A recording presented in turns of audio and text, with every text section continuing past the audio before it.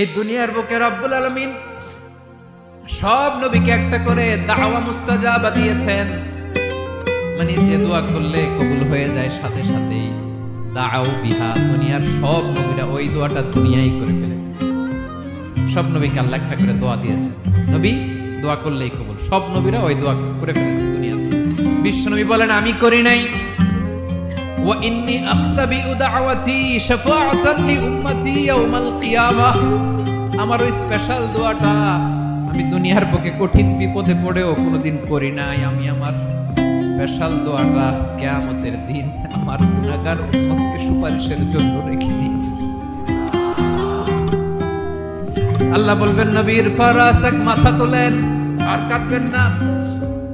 বিশ্ব নবী মাথা তুলবেন। আল্লাহ বলবেন সাল তোতা, আপনি যা যাবেন তাই দেব। ওয়াশফা তুশাফা, সুপারিশ করেন, সুপারিশ কবুল করব।